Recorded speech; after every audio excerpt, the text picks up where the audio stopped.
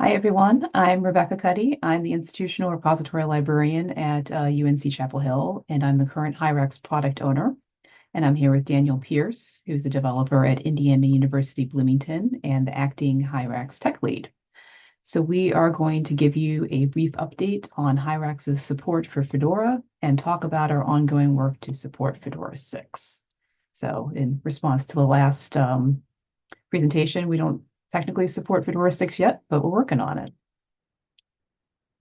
So in case folks aren't familiar with Hyrax, here's our boilerplate short description. Hyrax is a Ruby on Rails engine built by the Samvera community.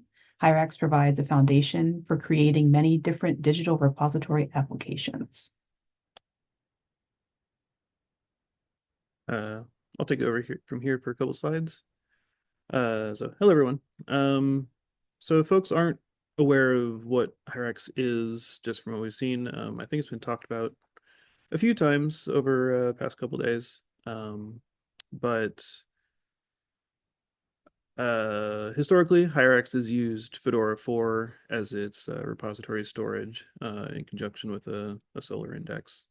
And we did that through this library called Active Fedora that was modeled on Active Record from Rails, Ruby on Rails. But instead of a relational database, it accessed Fedora in kind of the same way. That worked okay for many years, but eventually folks discovered that, especially when working with works that or objects in the repository that have a lot of child objects or are generally more complex, then they'd run into performance problems, especially when ingesting more objects into the repository. So, in light of that, one of our partner institutions started working on an alternative that instead of being modeled on Active Record, it's modeled on something called Data Mapper, and that's called Valkyrie.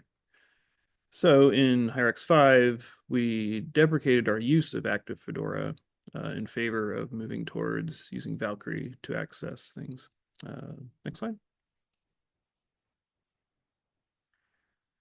So as I said, Valkyrie is a different gem that the Samvera community has been working on for several years now, actually. But it uses the data mapper pattern and is more abstract in its interaction with the persistence backends. I say abstract because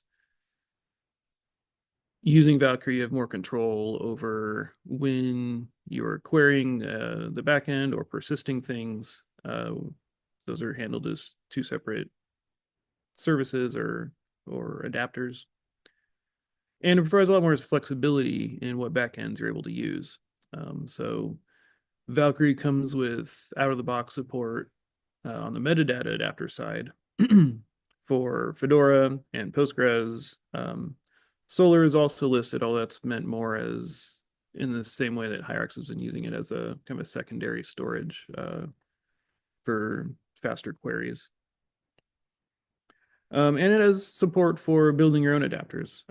There's a nice little list of 5 or 6 external adapters or just support that other people have written, but hasn't been merged into Valkyrie's built-in. That's not a built-in feature of it. And then it also has support for various file persistence models as well. So it could be just a local file, like a local file system. It could be stored in Fedora. I think those are mainly the two out-of-the-box supported ones, but folks have also made ones that do, for instance, S3. So it's much more flexible, and we're finding that the performance is much better. Initially, we've done this Valkyrie support targeting Postgres, just because that was the backend that was more exercised in the institutions using Valkyrie directly. But the Fedora support is built into Valkyrie, although it's not quite as it hasn't been through production quite as much. So we held off on doing that initially, but that is now our current goal, and our current activity is getting equivalent support for Fedora 6 as we through Valkyrie as we support Postgres. And we're almost there. We're really just working through a few problems that have cropped up using Fedora 6 in this way. And we've also been working on making a path for easy migration from old instances of Hyrax that are using Fedora 4 still to newer instances that are using Valkyrie, whether that's Fedora 6 or Postgres or what have you. I think that's all I got there. All right, so to make some progress on the Hyrax Fedora 6 work, we held a community sprint from September 3rd through the 13th. It included participants from 5 institutions who are listed on the slide.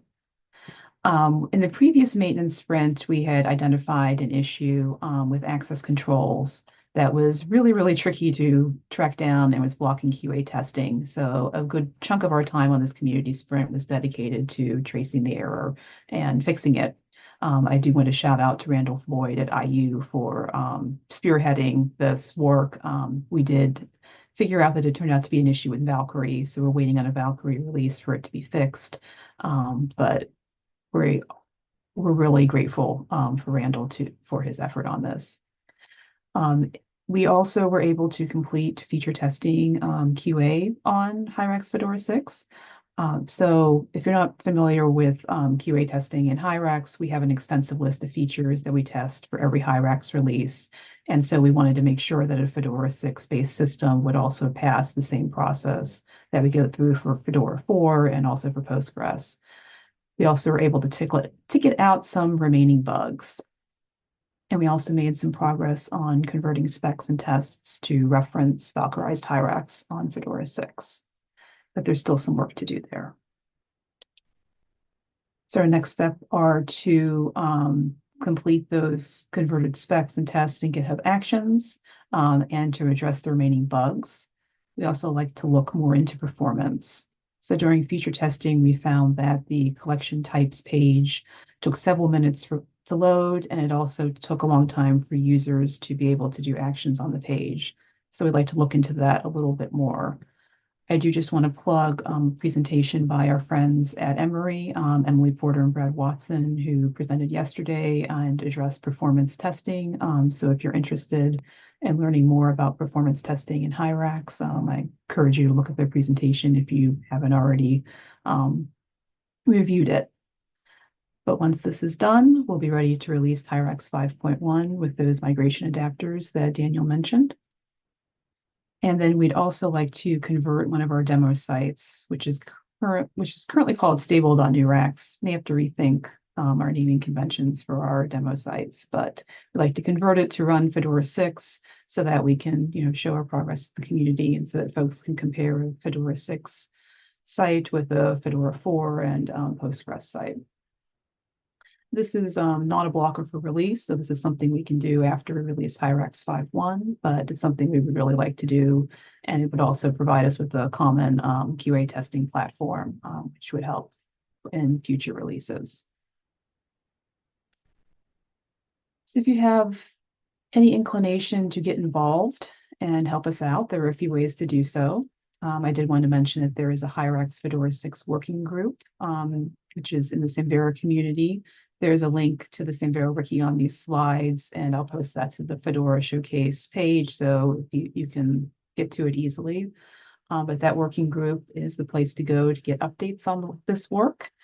It meets on the 4th Friday of the month at 9 a.m. Eastern Time, and we just had a meeting last week, so our next meeting will be on Friday, October 25th. And I also just wanted to take this opportunity to talk about 2 community sprints for Hyrax. We have one that's currently going now and runs through October 11th to update dependencies. We're concentrating on Bootstrap 5 and Rails 7.2, but we're also planning to look at Hyrax core components, Ruby 3.3, and maybe Blacklight 8 if we have the time.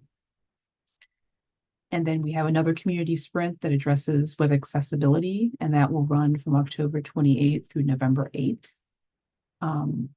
Anyone is welcome to join these community sprints, and you can contact myself or Daniel for details. I do also want to mention that if you're interested in these topics and can't make the sprint, we're available to help after the sprint time, and we can be flexible with this work. So here's how to contact myself and Daniel. And do we have time for questions, Aaron?